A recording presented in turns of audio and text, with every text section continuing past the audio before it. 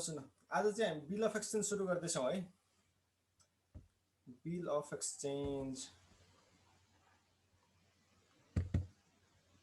ल ठिक छ। बिल अफ एक्सचेन्ज ल जस्तै मानौ एउटा नर्मल ट्रेड ट्रान्जेक्सनमा के भइरहेछ भने मिस्टर एले mister बीलाई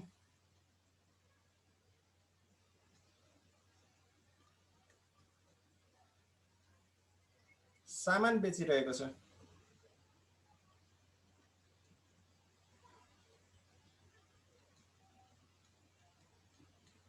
goods sold of rupees 1 lakh rupees. अब यो केसमा हेर मिस्टर एले मिस्टर बीलाई क्रेडिटमा 1 लाख रुपैयाँको सामान बेचिरहेको छ। अब मिस्टर एसँग यो सामान बेच्दाखेरिमा दुईवटा अप्सन हुन्छ, कि त अहिले नै पेमेन्ट लिएर सामान बेच्ने कि चाहिँ क्रेडिटमा उधारोमा सामान बेच्ने। जस्तै उधारोमा सामान बेचेको छ भने अब मिस्टर एसँग मिस्टर बीले पछि पैसा तिर्ला नतिर्ला स्योरिटी हुँदैन, यहाँनिर ब्याड डेट हुन सक्ने चान्स हुन्छ। त्यसकारण मिस्टर एले के गर्छ भने मिस्टर बीलाई जति सामान बेचेको छ त्यसको सट्टामा मलाई चाहिँ एउटा प्रुफको लागि एउटा चाहिँ सेक्युरिटीको लागि मलाई चाहिँ बिल देऊ भनेर भन्छ। यहाँनिर मिस्टर एले के गर्छ भने एउटा बिल ड्र गर्छ मिस्टर बीलाई। यो त भयो तिम्रो फर्स्ट स्टेपको ट्रान्जेक्सन। अब सेकेन्ड स्टेपमा के हुन्छ? सेकेन्ड स्टेपमा मिस्टर एले मिस्टर बीलाई एउटा बिल ड्र गर्छ। मिस्टर एले मिस्टर बीलाई बिल ड्र गर्दछ। बिल ड्र गर्दछ।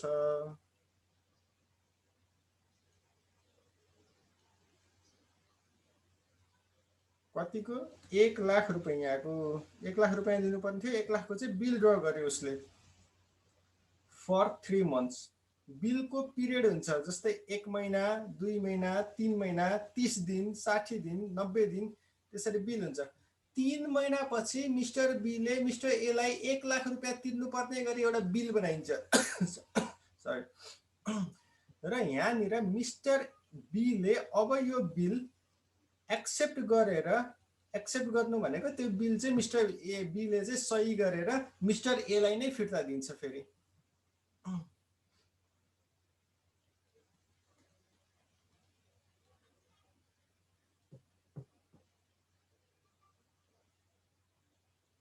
लगाएर मिस्टर एलाई दिन्छ है, मिस्टर बीले फिर्ता गरेर एक्सेप्ट गरेर।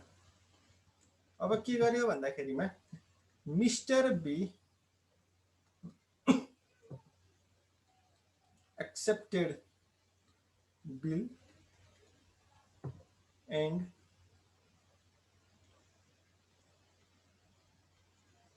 return to A. एक्सेप्ट गरेर एलाई फिर्ता दियो bill.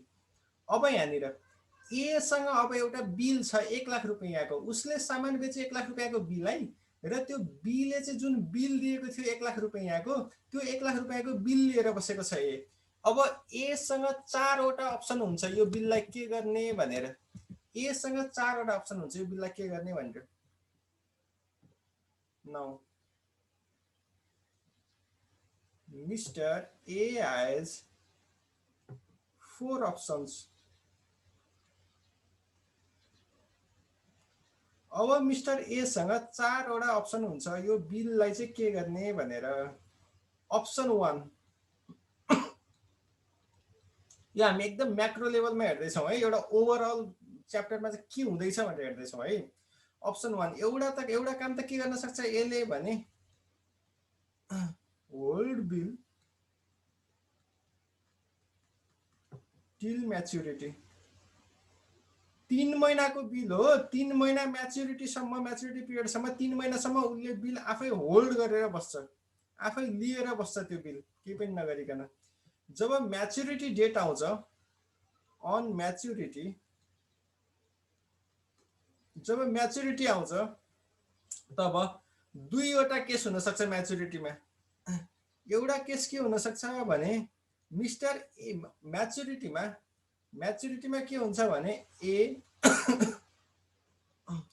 Presented bill to be, एले चाहिँ बीलाई लगेर बिल प्रेजेन्ट गर्छ। मैले 3 महिना अगाडि तिमीलाई सामान बेचेको थिएँ, तिमीले 3 महिनापछि पैसा तिर्छु भनेर मलाई बिल दिएको थियो, यो बिलको पैसा देऊ, आज म्याच्योर भयो भनेर चाहिँ उसले बीसँग पैसा माग्छ। अब यहाँनिर बीबाट दुईवटा एक्सन हुनसक्छ, यहाँनिर दुईवटा केस हुनसक्छ। एउटा केस त हुनसक्छ तिम्रो बीले पैसा तिर्यो, बी पेड टु ए, बीले यसलाई पैसा तिर्दियो 1 लाख रुपियाँ। यदि बीले पैसा तिर्दियो भनेदेखि त ओके, यो त ट्रान्जेक्सन कम्प्लिट भइहाल्यो, जे हुनुपर्ने त्यही भयो, राम्रो भयो। अब अर्को केस के पनि हुनसक्छ तिम्रो केस 2 अर्को केस चाहिँ बीले पैसा नतिर्न पनि सक्छ, बी नट पेड टु ए, बीले यसलाई पैसा तिरेन। अब यदि बीले यसलाई पैसा तिरेन भने अब यो बिलको कुनै भ्यालु छैन, अब यो बिलको कुनै भ्यालु छैन र एले अब 1 लाख रुपियाँ फेरि बीसँगै उठाउनु पर्ने हुन्छ। Now bill has no value,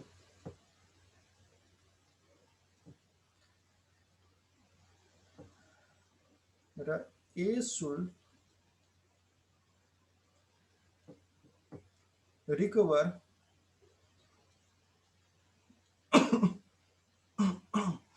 from B again। अब फेरि एले बीसँगै यसको पैसा उठाउनु पर्दछ।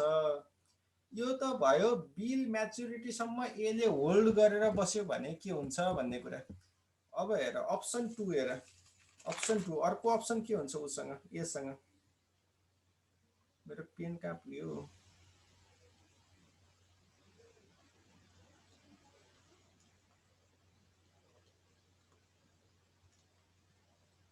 अप्सन 2 अर्को अप्सन हुन्छ एसँग बिल चाहिँ बैंकमा पठाउने, सेन्ड फर कलेक्सन, बैंकमा कलेक्सनको लागि पठाउने।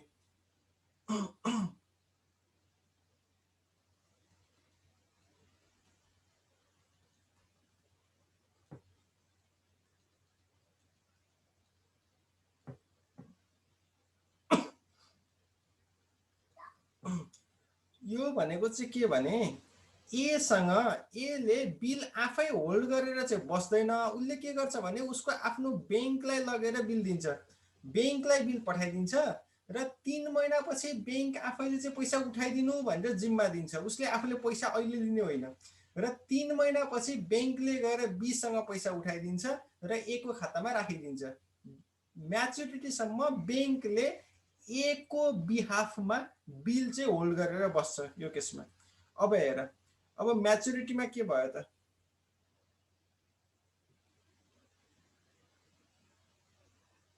On maturity,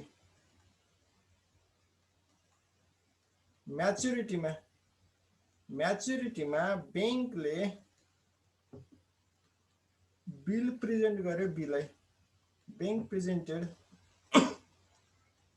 bill to B, बीलाई लगेर बिल प्रेजेन्ट गर्यो, तिमीले चाहिँ यसलाई 1 लाख रुपियाँको तिर्नुपर्ने बिल छ, यो पैसा तिरिदेऊ भनेर बीलाई लगेर बिल देखायो। अब एउटा केस त के हुनसक्छ भने बीले पैसा तिर्न सक्छ, बी पेड ₹1 लाख, बीले 1 लाख रुपियाँ तिरिदियो। यदि बीले 1 लाख रुपियाँ तिरिदियो भनेदेखि त दिस इज ओके, यो त जे हुनुपर्ने त्यही भयो, ठिक भयो। तर अर्को केस के पनि हुनसक्छ, अर्को केस तिम्रो बीले पैसा नतिर्न पनि सक्छ, बी डज नट पे। यदि बीले पैसा तिरेन भने, यदि बीले पैसा तिरेन भने अब यो बिलको कुनै भ्यालु छैन। अब फेरि एले बीलाई डेटर बुक गर्नु पर्यो र पैसा उठाउनु पर्यो, bill has no value, amount shall be recovered from B। अब फेरि यो 1 लाख रुपियाँ बीसँग उठाउनु पर्यो यसले। यो त भयो तिम्रो सेकेन्ड केसको कुरा।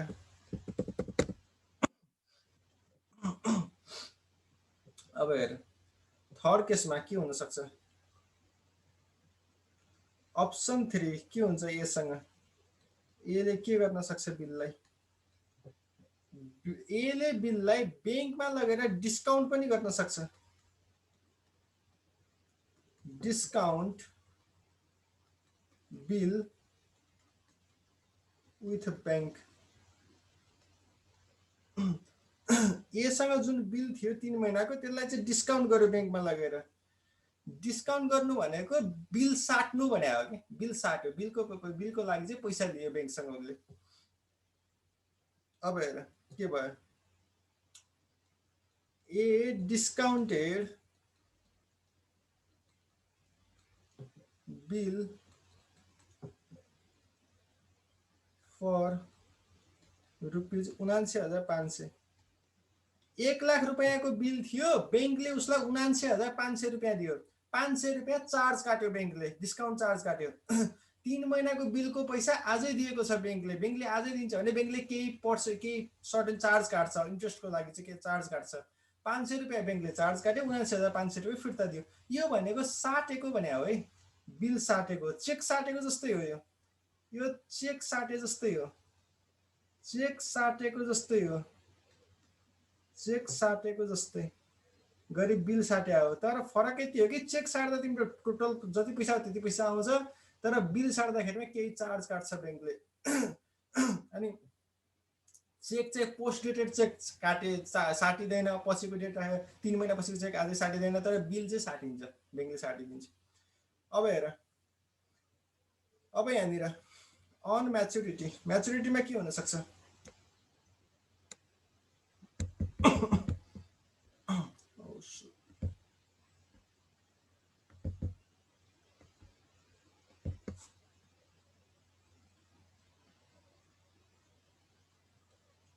अन म्याच्युरिटीमा अब बिल त छ बैंकसँग बैंकले बिल पेश गर्यो बीलाई बैंक प्रेजेन्टेड बिल टु बीलाई लगेर बिल प्रेजेन्ट गर्यो बैंकले अब दुईवटा केस हुन सक्छ यहाँनिर एउटा केस त हुन सक्छ तिम्रो बीले पैसा तिरिदियो बैंकलाई केस 1 बी पेड रुपिज 1,00,000 बीले 1,00,000 रुपियाँ बैंकलाई तिरिदियो अब यदि बीले 1,00,000 रुपियाँ बैंकलाई तिरिदियो भनेदेखि यो ओके यो ठिक छ तर केस 2 अर्को केस के पनि हुन सक्छ भन्दाखेरिमा बीले पैसा नतिर्न पनि सक्छ B does not pay to बैंकलाई पैसा तिर्दिएन उसले बीले पैसा तिरिदिएन अब तिरिदिएन भने बैंकले पैसा दिएको त एलाई हो बैंकले अब बीसँग चाहिँ डिस्कसन गरेर बस्दैन बैंकले एसँग गएर आफ्नो पैसा फिर्ता माग्छ 1,00,000 रुपियाँ फिर्ता माग्छ अब बैंकले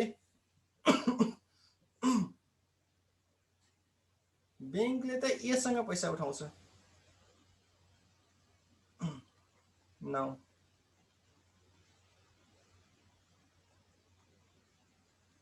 बैंक will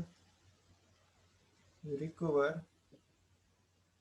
बैंकले यसलाई कति पैसा दिएको थियो बैंकले यसलाई 79,500 दिएको थियो अब बैंकले 1,00,000 नै लिन्छ किनभने बैंकले यो बिल साटेको त 1,00,000 रुपियाँको 500 रुपियाँ त उसले चार्ज काटेको 3 महिनाको लागि 3 महिना त उसले बिल लिएर बस्यो नि त रिस्क बियर गर्यो 3 महिनाको लागि त उसले पैसा दिएको थियो चलाउनको लागि त्यसको ब्याज गयो त्यसकारण 1,00,000 रुपियाँ नै लिन्छ बैंकले चाहिँ now bank will recover 1,00,000 from A अब एले चाहिँ यो पैसा कोसँग उठाउँछ एले अब यो पैसा बीसँग उठाउँछ बीसँग उसले 1,00,000 रुपियाँ लिनुपर्ने थियो बिल आएपछि उसले अब बिल आयो अब पैसा आइहाल्यो अब त बीसँग लिनुपर्ने छैन भन्ने चाहिँ सोचेर बसेको थियो तर त्यो बिलको कुनै भ्यालु भएन बिल आएज नो भ्यालु किनभने बीले पैसै तिरेन बिलको अब यो पैसा एले फेरि उठाउनु पर्यो now A shall recover 1,00,000 from B अब फेरि बी सँगै पैसा उठाउनु पर्यो एले। यो त भयो मेरो थर्ड अप्सन ए सँग भएको। अब हेर फोर्थ अप्सन के हुन्छ त? Fourth option option 4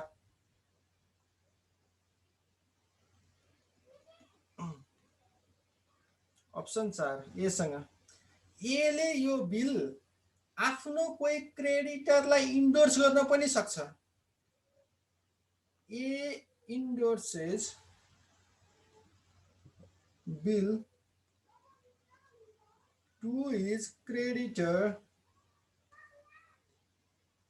C. आफ्नो क्रेडिटर सीलाई एले यो बिल इन्डोर्स गरिदियो भनेको सीलाई चाहिँ एले पैसा तिर्नु पर्ने रहेछ 1 लाख रुपैयाँ। त्यो पैसाको साटोमा चाहिँ उसले बी को जुन बिल थियो बीले एक्सपेक्ट गरेको त्यो बिल चाहिँ सीलाई दिदियो। उसले पैसाको साटो बिल दियो। अब यो केसमा के हुन्छ त? On maturity. अब म्याच्युरिटीमा बिलको म्याच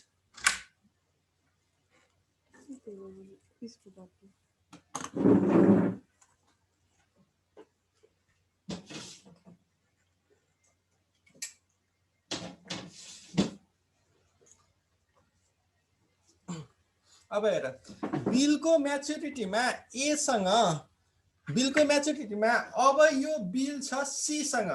सीले लिएर बसेको छ भनेपछि सीले लगेर बीलाई प्रेजेन्ट गर्छ bill. C presented bill to A. अब यहाँनिर सी बी दुईवटा केस हुन सक्छ। कि त बीले पैसा तिर्न सक्छ सीलाई, कि त बीले पैसा नतिर्न सक्छ बीलाई।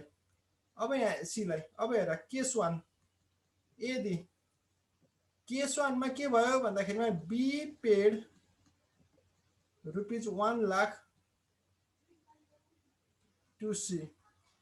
सीलाई पैसा तिरिदियो 1 लाख रुपैयाँ बीले। यो त बेस्ट भइहाल्यो। अब केस 2 अर्को केस के पनि हुन सक्छ। बीले पैसा नतिर्न पनि सक्छ। बी चाहिँ बदमास खालको मान्छे परेछ। B does not pay to C. बीले सीलाई पैसा तिरेन। बीले सीलाई पैसा तिरेन भने अब सी बी सँग झगडा गरेर बस्दैन। किनभने सीले पैसा लिनुपर्ने बी सँग होइन ए सँग हो। भनेपछि अब उसले ए सँग गएर पैसा माग्छ। भनेपछि एले अब सीलाई C will recover 1 lakh from A। A सँग रिकभर गर्छ भनेपछि अब एले चाहिँ कोसँग लिन्छ यो पैसा? एले अब बी सँग उठाउँछ। उसले बी सँग चाहिँ बिल लिएको थियो। त्यो बिलको चाहिँ पैसा तिरेन बीले। भनेपछि अब त्यो बिलको कुनै भ्यालु छैन। अब एले पैसा बी सँग उठाउँछ। Now bill has no value. बिलको कुनै भ्यालु छैन। त्यसकारण अब A shall recover amount from B. B सँग पैसा उठाउँछ एले। यो त भयो हाम्रो ओभरअलमा म्याक्रो लेभलमा के हुन सक्छ भन्ने कुरा। यदि एले बीलाई सामान बेचेको छ र बीले चाहिँ बिल एक्सेप्ट गरेको छ भने त्यो जुन एले लिएर बसेको बिल छ त्यो बिल चाहिँ एसँग 4वटा अप्सन हुन्छ। एउटा चाहिँ उसले त्यो बिल होल्ड गरेर बस्न सक्छ आफै। अर्को त्यो बिल उसले बैंकलाई होल्ड गर्न दिन सक्छ। अर्को उसले त्यो बिल बैंकमा डिस्काउन्ट गर्न सक्छ र अर्को उसले त्यो बिल आफ्नो कोही क्रेडिटरलाई इन्डोर्स गर्न सक्दछ। यो बेसिक कुरा हो। ल केही टर्महरु युज गरिन्छ बिल अफ एक्सचेन्जमा। त्यो टर्महरु हेरौँ। Few terms used in bill of exchange. BOE भने बिल अफ एक्सचेन्ज है। Few terms used in bill of exchange. ल हेर जस्तै मानौँ A draw a bill on B. एले बीलाई बिल ड्र गर्यो भनेर भन्यो भने यदि एले बीलाई बिल ड्र गर्यो भन्यो भने यहाँनिर ए भनेको ड्रयर हो। जसले बिल ड्र गर्छ त्यसलाई ड्रयर भन्छौँ हामी।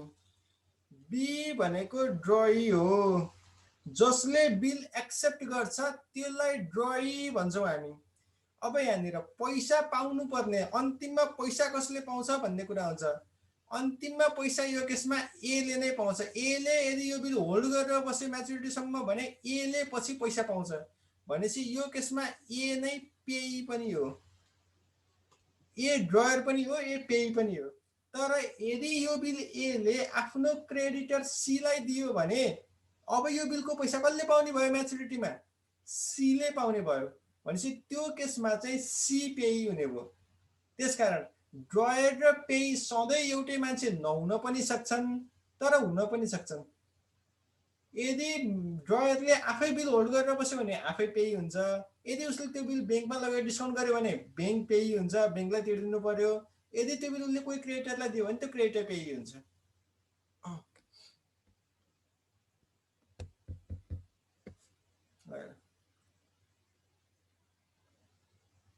एउटा अर्को इक्जाम्पल हेर, जस्तै A draw a bill to be on 1st January 2020 for 3 months। 3 महिनाको बिल चाहिँ 1 जनवरी 2020 को दिनमा एले बीलाई ड्र गरिरहेछ। अब यो केसमा हेर के हुन्छ। यो केसमा ए के हो? ए ड्रयर हो। जसले बिल ड्र गरे त्यो ड्रयर हो। बी के हो? बी ड्रई हो। टाइमलाइनमा हेरौँ। 1 जनवरी 2020 मा मेरो बिल ड्र भइरहेको छ। यो दिनमा बिल ड्र भएको छ। बिल छ मेरो 3 महिनाको। 3 महिना कहिले पुरा हुन्छ? 3 महिना पुरा हुन्छ मेरो 1 अप्रिल 2020 मा। 1 जनवरीमा इस्यु गरेको बिल 3 महिना, फेब्रुअरी, मार्च, अप्रिल। 1 अप्रिल 2020 मा यो हो मेरो ड्यू डेट। 3 महिना पुरा भयो यो दिनमा। यो मेरो ड्यू डेट हो। अब हेर, यो मेरो ड्यू डेट हो। तर यहाँनिर बिल अफ एक्सचेन्जमा एउटा प्रोभिजन के हुन्छ भने जहिले पनि ड्रईलाई 3 दिनको ग्रेस पिरियड दिइन्छ। ड्यू डेटमा बिलको पैसा तिर्नु पर्दैन। ड्यू डेट पछि 3 दिनको चाहिँ एक्स्ट्रा उसलाई भाका दिइन्छ। जस्तै 1 अप्रिलमा चाहिँ मेरो चाहिँ ड्यू डेट हो भने अब उसले पैसा अबको 3 दिनमा तिर्ने हो। भनेको 1 अप्रिलबाट 3 दिन कहिले पुग्छ? 4 अप्रिल 2020 मा। यो हो मेरो म्याचुरिटी डेट हो। यो म्याचुरिटी डेटमा आएर बल्ल तिमीले बिलको पैसा तिर्ने हो। 3 डेज। र यो 3 डेज तिमीलाई रिटर्नमा हुनु पर्दैन। यो क्वेसनमा भनेको हुनु पर्दैन। 3 दिनको ग्रेस पिरियड छ है भनेर क्वेसनमा भन्नु पर्दैन। क्वेसनमा नभने पनि यो चाहिँ इम्प्लाइड हो। यो लमै लेखेको कुरा हो। 3 दिनको ग्रेस पिरियड जहिले पनि दिइन्छ। तिम्रो फिल्महरुमा तिमीले देख्या होला नि। जस्तै लोन सार्कहरुले चाहिँ लोन दिँदाखेरिमा चाहिँ जब ड्यू डेट आइपुग्छ त्यसपछि समातेर चाहिँ ल ठिक छ तँलाई म 3 दिनको भाका दिन्छु, 3 दिनमा पैसा ल्याइजा भन्छ नि। त्यो भनेको ग्रेस पिरियड हो के। 3 दिनको ग्रेस पिरियड जहिले पनि गर्नुपर्छ है। ल ठिक छ। ल हेर, अब यो केसमा हेर भनेपछि ड्यू डेट भनेको म्याचुरिटी डेट भनेको के रहेछ? ड्यू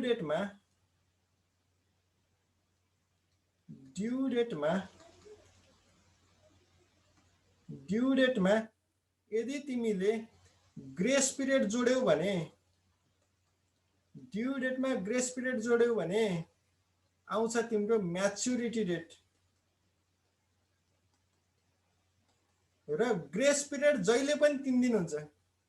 ग्रेस पिरियड फिक्स हो है। Grace period always 3 days. भनेपछि ड्यू डेटमा 3 दिन जोडेपछि आउँछ तिम्रो म्याच्युरिटी डेट।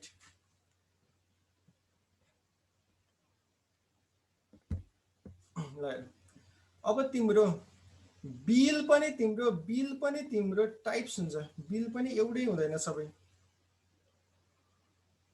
कुनै बिल हुन्छ तिम्रो बिल आफ्टर डेट र कुनै बिल हुन्छ तिम्रो बिल आफ्टर साइट। अब आफ्टर डेट भन्ने बिल भनेको के हो, आफ्टर साइट बिल भनेको के हो? ल हेर एउटा सानो इक्जाम्पलबाट बुझौँ। जस्तै मानौँ A draw a bill after date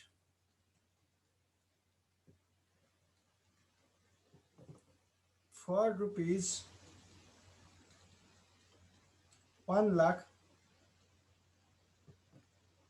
on B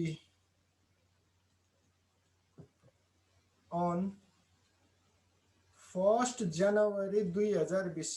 1 जनवरी 2020 मा ए ले बिल ड्र गरिरहेछ बी माथि फर 3 months। 3 महिनाको बिल, 3 महिने बिल चाहिँ उसले ड्र गरिरहेछ। अब हेर बी एक्सेप्टेड बिल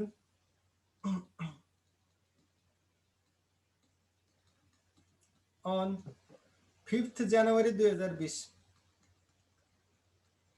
1 जनवरीमा ए ले ड्र गरेर पठायो, बिल बनाएर पठायो। बी ले चाहिँ 5 जनवरीको दिनमा चाहिँ त्यो बिल रिसिभ गरेर चाहिँ सही छाप गरेर चाहिँ फर्काइदियो यसलाई। भनेपछि अब यहाँनिर बिल काउन्ट कहिलेबाट गर्ने? ड्यू डेट निकाल्नको लागि बिलको काउन्ट कहिलेबाट गर्ने? ड्यू डेट निकाल्नको लागि बिलको काउन्ट अब कहिलेबाट गर्ने? 1 जनवरीबाट गर्ने कि 5 जनवरीबाट गर्ने? बिलको काउन्ट 1 जनवरीबाट गर्ने कि 5 जनवरीबाट गर्ने?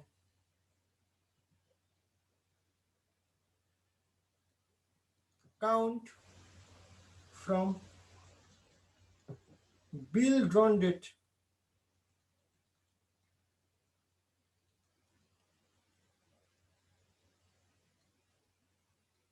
यदि तिम्रो आफ्टर डेट बिल हो, बिल आफ्टर डेट हो भने जहिले पनि ड्र गरेको दिनबाट चाहिँ गनिन्छ, कहिले पनि एक्सेप्ट गरेको दिनबाट गनिँदैन। भनेपछि ड्यू डेट भनेको तिम्रो कहिले पुग्ने भयो? ल हेर ड्र गरेको दिन कहिले हो? ड्र गरेको हो उसले 1 जनवरी 2020 मा। यसमा तिम्रो कहिले कतिको बिल हो? 3 महिनाको बिल हो, 3 months को बिल हो। भनेपछि ड्यू डेट आयो तिम्रो 1 अप्रिल 2020। 3 महिना त तिम्रो 1 अप्रिलमा पुग्यो। भनेपछि अब यसमा तिमीले 3 दिनको ग्रेस पिरियड जोड्यौ भने plus grace period. Grace period कति दिन? 3 दिन, 3 days। 3 दिनको ग्रेस पिरियड जोड्यौ भने तिम्रो यहाँनिर म्याच्युरिटी डेट कहिले आउने भयो? म्याच्युरिटी डेट आउने भयो तिम्रो 4 अप्रिल 2020 मा आयो तिम्रो म्याच्युरिटी डेट।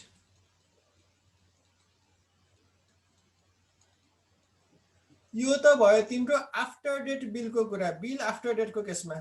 अब बिल आफ्टर साइटमा के हुन्छ त? बिल आफ्टर साइटमा पनि यही इक्जाम्पलबाट हेरौँ।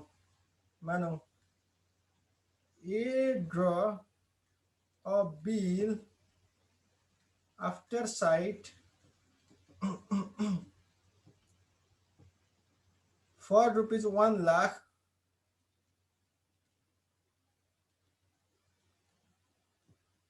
on B on 1 January 2020 for 3 months।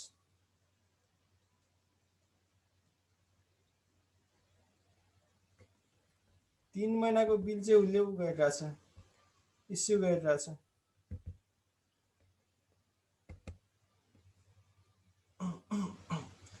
अब B accepted bill, B accepted bill on 5 जनवरी 2020। अब यो केसमा काउन्ट कहिलेबाट गर्ने? ड्यू डेट काउन्ट कहिलेबाट गर्ने? यो केसमा count from bill accepted date, bill accepted डेटबाट काउन्ट गर्ने, किनभने यो आफ्टर साइट बिल हो। आफ्टर साइट बिल जहिले पनि एक्सेप्ट गरेको दिनबाट गन्ने, आफ्टर डेट बिल जहिले पनि बिल ड्र गरेको दिनबाट गन्ने। आफ्टर साइट भनेको, साइट भनेको के हो, साइट भनेको देख्नु, हेर्नु। जुन दिन चाहिँ तिम्रो ड्रईले चाहिँ त्यो बिल चाहिँ देख्छ, हेर्छ, जुन दिन चाहिँ एक्सेप्ट गर्छ, बल्ल त्यो दिनबाट चाहिँ काउन्ट गरिन्छ भनेर भने हो। भनेपछि ड्यू डेट कहिले हुने भयो त, ड्यू डेट, ड्यू डेट यो बिल काउन्ट गर्नु भयो हामीले 5 जनवरी 2020बाट। बिल हो हाम्रो 3 महिनाको, 3 महिना जोड्दाखेरिमा यो डेटमा 3 महिना जोड्दाखेरिमा कहिले पर्ने भयो, 5 अप्रिल 2020मा पर्ने भयो हाम्रो ड्यू डेट। र यो ड्यू डेटमा यदि हामीले ग्रेस पिरियड 3 दिनको जोड्यौं भने, 3 दिनको ग्रेस पिरियड जोड्दाखेरिमा म्याच्युरिटी डेट कहिले पर्ने भयो, म्याच्युरिटी डेट पर्ने भयो 8 अप्रिल 2020मा। यो हुने भयो हाम्रो maturity date.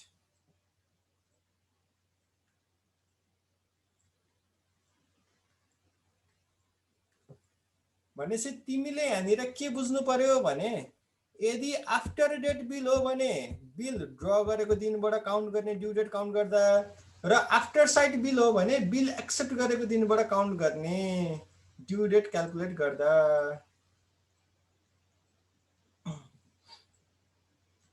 Bill after date commences from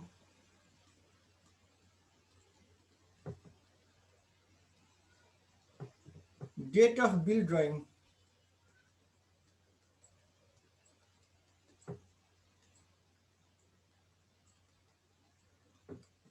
र बिल आफ्टर साइट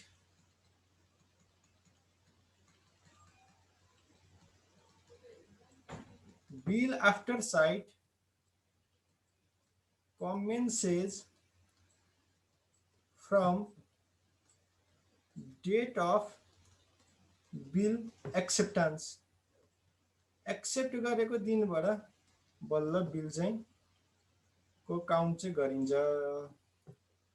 अर्को एउटा छोटो कुरा नि भनिहालौँ, होलिडेको कुरा पनि गरिहालौँ है यही बेलामा।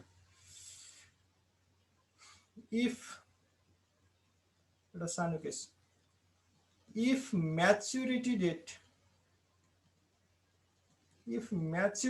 मानौ म्याच्युरिटी डेट हो मेरो 25 अप्रिल 2020, यदि मानौ 25 अप्रिल 2020 चाहिँ म्याच्युरिटीको दिनमा चाहिँ होलिडे पर्यो, बिदा पर्यो, बिदा पर्यो भने अब बिदाको दिन त पैसा तिर्न सकिँदैन, बिदाको दिन त अफिसियल कामहरू सबै बन्द हुने भयो, अफिस बन्द हुने भयो, ब्याङ्क बन्द हुने, मुख्य कुरा त ब्याङ्क बन्द हुने भयो। ब्याङ्क बन्द भएपछि पेमेन्ट कसरी दिने, क्यासमा दिने कुरो त भएन। अब तिम्रो होलिडे पर्यो भनेदेखि म्याच्युरिटी डेट कहिले मान्ने, यदि होलिडे पर्यो भने म्याच्युरिटी डेट कहिले मान्ने, त्यसमा पनि दुईवटा केस हुन्छ।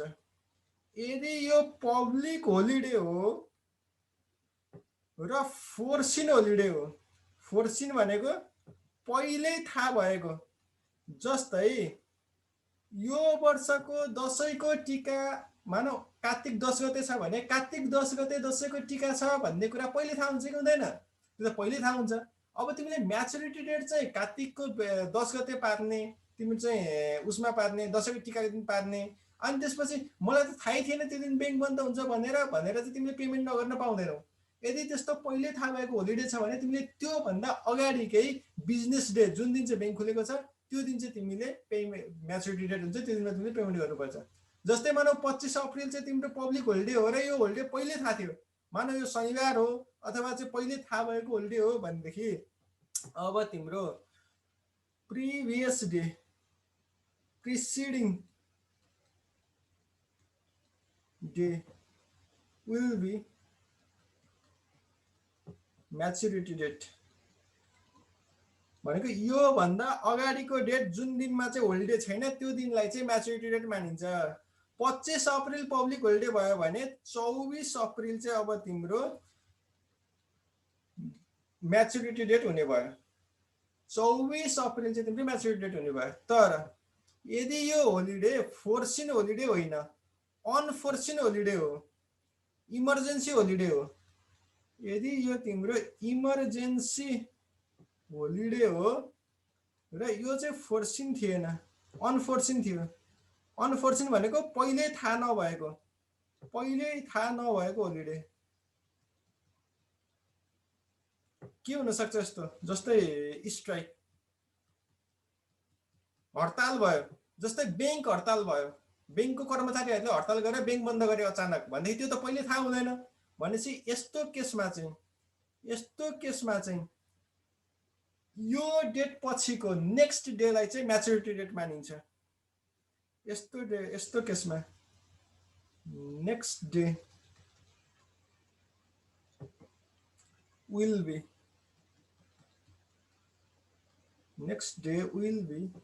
maturity date.